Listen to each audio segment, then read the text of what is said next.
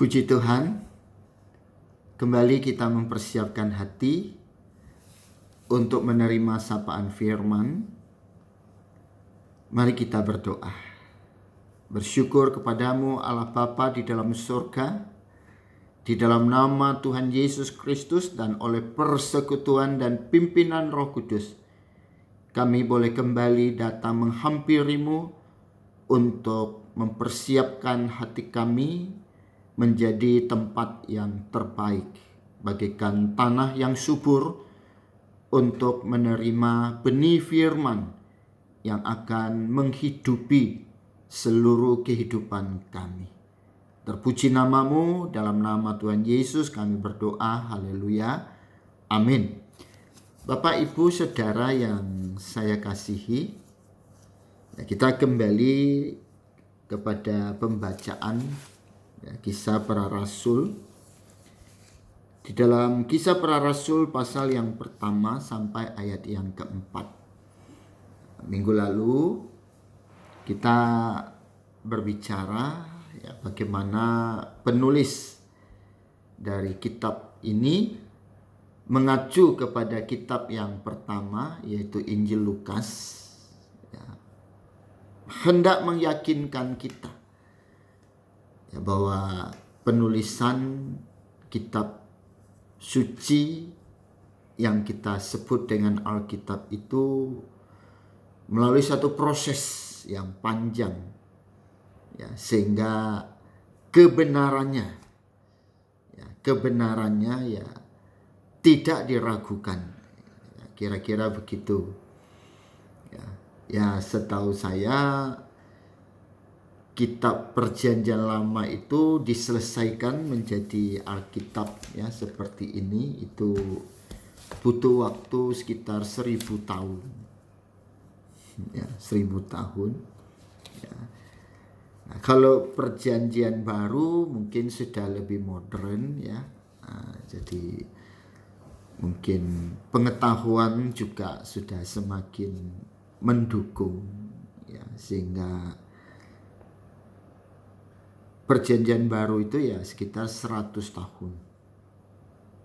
Nah, bayangkan Bapak Ibu Saudara bahwa betapa kita harus begitu menghargai firman Allah ini. Karena firman Allah itu setara dengan Allah. Nah, jadi kalau kita lihat di dalam Injil Yohanes, di dalam pasal yang pertama, di situ dikatakan pada mulanya. Nah, pada mulanya adalah firman. Firman itu bersama-sama dengan Allah, dan firman itu adalah Allah.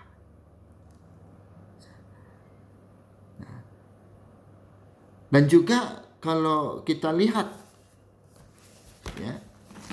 Kejadian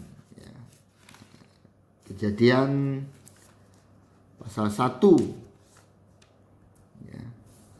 Mari kita lihat jadi kalau nanti kita belajar tentang Yesus sebagai firman yang menjadi manusia, dan kemudian dia mengatakan aku dah Alfa dan Omega, yang awal dan yang akhir. Nah, di dalam Kejadian pasal yang pertama, di sana dikatakan pada mulanya Allah menciptakan langit dan bumi. Jadi bumi belum berbentuk dan kosong, gelap gulita menutupi samudra raya, dan Roh Allah melayang-layang di atas permukaan air. Berfirmanlah. Nah, berfirmanlah. Jadi kalau kita lihat bahwa sesungguhnya Allah Tritunggal itu sudah ada dari sejak awal, pada mulanya. Dalam kajian teologis untuk memaknai ya, dan mempelajari satu kata, yaitu pada mulanya. Itu uraiannya hampir 2-3 buku ya, dengan ya ketebalan sekitar 300 sampai ya. Jadi ada kurang lebih 1000 halaman ya kalau kita mau mempelajari ya kata pada mulanya ya dari aspek tafsir ya, secara teologis begitu ya. Nah, jadi kita kembali ya Bapak Ibu Saudara yang saya kasih, kita kembali ke kisah para rasul itu. Ya. Sebelumnya kita mengatakan bahwa 2 buku yang ditulis oleh Lukas, ya, yaitu Injil Lukas sendiri dengan kisah para rasul, itu ditujukan kepada satu pribadi yang bernama Theophilus. Ya, jadi walaupun kitab ini ditujukan kepada Theophilus, ya, tetapi firman itu terbuka. Ya, firman itu terbuka. Jadi sifatnya pribadi tapi terbuka. Ya. Nah, jadi relasi kita dengan Allah itu pribadi. Ya. Nah, tetapi ketika kita membangun relasi yang pribadi dengan Allah, maka diri kita harus menjadi pribadi yang terbuka.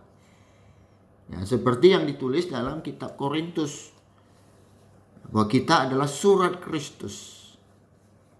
Ya, surat Kristus yang terbuka. Jadi firman itu terbuka. Ya, tapi juga harus kita ingat bahwa keterbukaan firman itu bukan juga menjadikan firman itu sebagai pasaran gitu loh ya. Murahan gitu. Sehingga ada banyak orang yang meremehkan firman. Ya, tidak membaca firman dengan baik, tidak mendengar khotbah dengan baik, tidak mengkhotbahkan firman itu dengan bertanggung jawab. Ya. Nah, karena firman itu sedemikian berharga, ya, bagaikan mutiara, dan Yesus sendiri pernah berkata ya, udah pantas lah ya kalau mutiara terus diberi atau dilempar kepada babi. Nggak ngerti, babi nggak ngerti ya. Jadi bukan artinya kita mengidentikan ya bahwa Yesus atau saya sekarang ya mengatakan orang yang tidak menghargai firman itu adalah babi ya, sama sekali bukan juga begitu ya. Nah, tapi itu hanya sebuah perbandingan ya, bahwa kalau sesuatu yang bernilai ya, sesuatu yang berharga, nah, lantas kita beri kepada orang yang nggak mengerti atau tidak mau mengerti lah ya. Ya, jadi karena nanti kita akan belajar bahwa kalau kita pelajari kisah para rasul itu bicara tentang kuasa. Ya, kuasa Roh Kudus yang utamanya untuk memberi kepada kita kemampuan ya, untuk memahami firman. Nah, jadi Bapak Ibu Saudara yang saya kasihi, ya, apakah kita sedemikian menghargai firman? Karena kerap kali ya ada kekeliruan, kita mengklaim bahwa kita mengasihi Yesus. Ya, kita mengasihi Yesus, tapi persoalannya sekarang ya, ungkapan aku mengasihi Yesus apakah diimbangi dengan intensitas kita dalam membaca firman, belajar firman, mendengar firman, melakukan firman. Nah, itu mesti ya kita pahami ya, makna mengasihi Tuhan itu adalah melakukan firman. Nah, oleh karena itu kita harus menjadi pembelajar firman. Ya, gereja harus menjadi pusat di mana orang belajar firman. Nah, itulah maka ya, di tengah berbagai keterbatasan ya kita hadir dalam media ini ya untuk bersama-sama ya, merenungkan, ya, belajar untuk melakukan firman. Jadi firman itu harus menghidupi ya seluruh ya, aspek kehidupan kita. Nah, sehingga firman itu mempengaruhi pola pikir kita. Firman itu mempengaruhi perasaan kita. Ya. Firman itu mempengaruhi pola kita berperilaku. Nah, firman itu harus menjadi sudut pandang ya, hidup kita. Artinya kita harus memandang segala sesuatu dari sudut pandang ya, firman. Ya. Nah, jadi kita tidak bisa ya, mengabaikan firman, apalagi dengan ada satu catatan ya di dalam Roma ya 10 ya, Roma 10 itu ada satu catatan penting buat kita ya dalam kaitannya dengan firman ya, di dalam Roma 10 ayat 17 ya. Jadi iman timbul dari pendengaran dan pendengaran oleh firman Kristus ya. Iman itu nggak bisa didasarkan pada apapun juga. Ya, jadi iman itu harus dasarnya firman. Ya. Nah, kalau iman yang tidak berdasar kepada firman itu ibaratnya kalau orang membangun rumah ya, tidak di atas batu tapi di atas pasir. Sehingga imannya menjadi rapuh. Iman bisa goyah.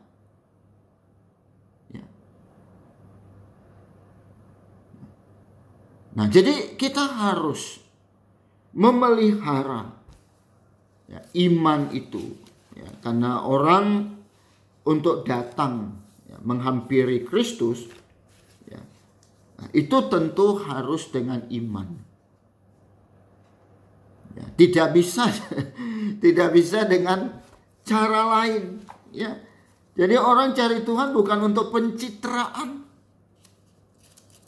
Nah, coba jujur, ya. Apa kita pergi ke gereja memang untuk cari Tuhan?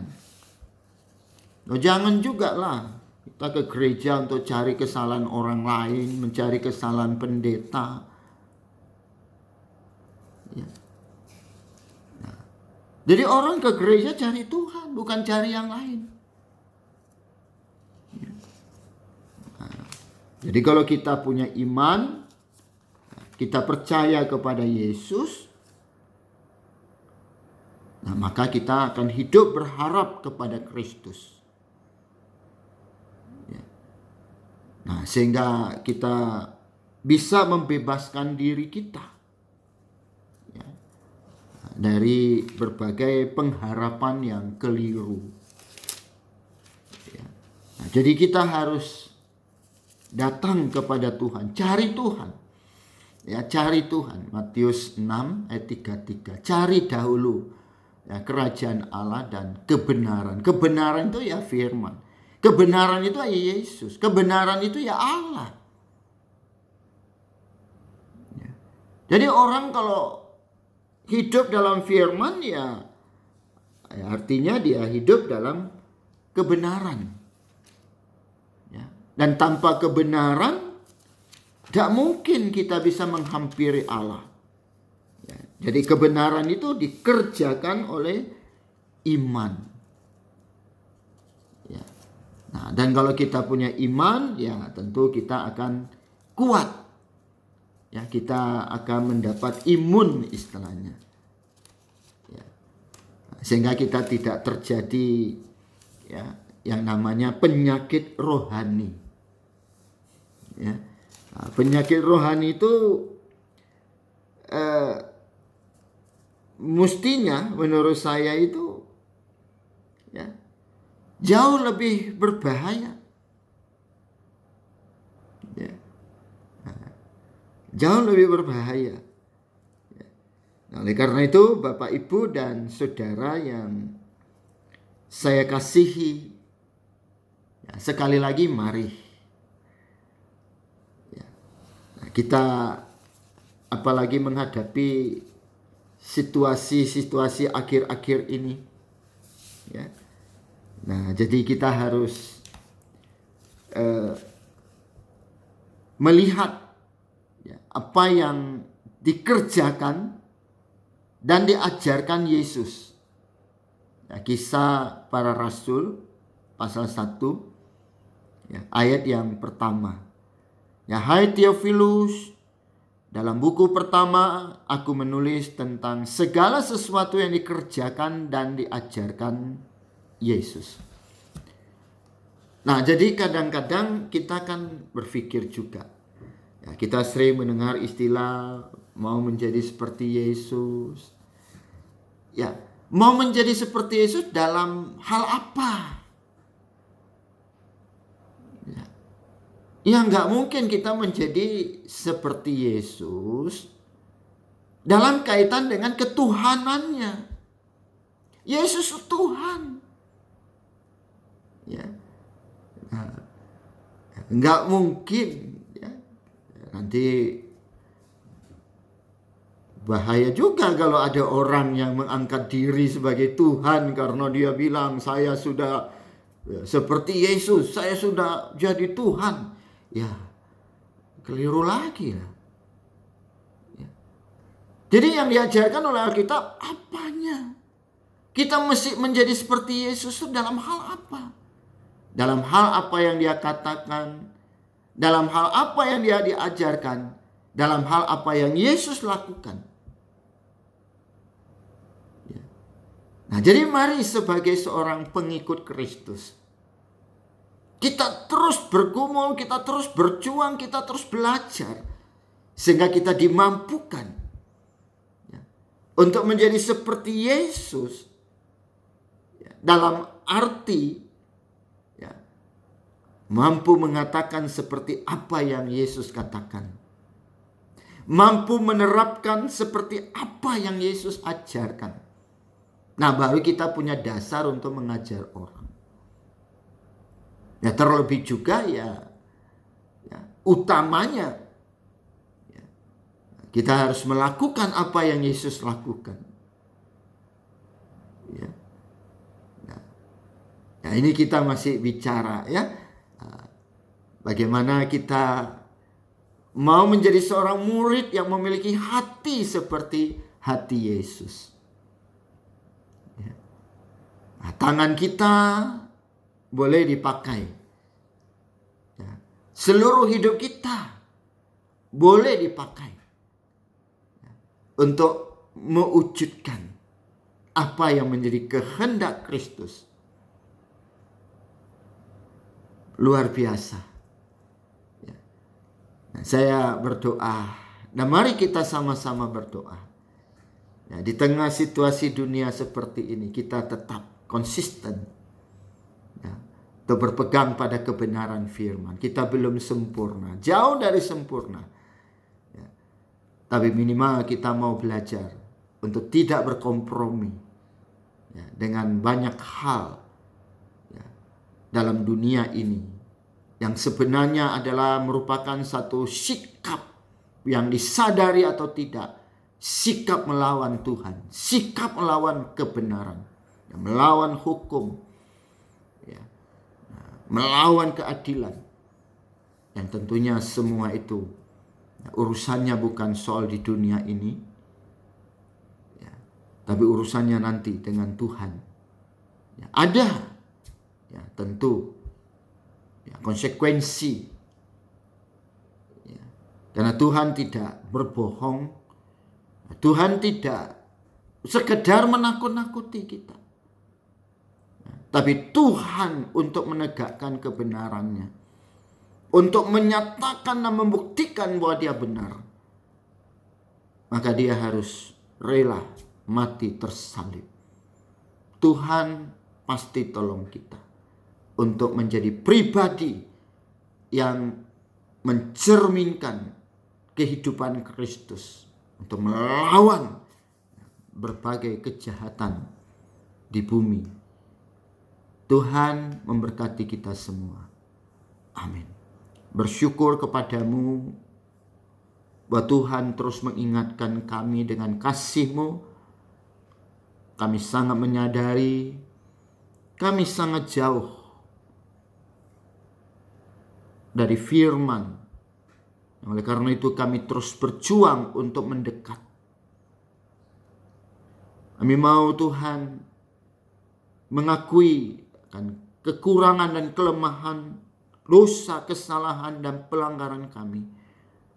Dan memohonkan belas kasih Tuhan untuk terus membasuh hati kami. Sehingga kami memiliki hati yang bersih, hati yang suci, hati yang tulus, hati yang ikhlas. Hati yang dimana Engkau ada. Berdiam untuk menuntun di sepanjang perjalanan kehidupan kami. Kami berserah penuh kepadamu dalam nama Kristus, Sang kebenaran sejati, yang adalah Tuhan, Gembala kami yang baik. Haleluya. Amin. Puji Tuhan. Sampai jumpa kembali. Tuhan Yesus memberkati kita semua. Semangat berdoa dan semangat berbuat kebaikan. Tuhan Yesus tolong kita. Amin.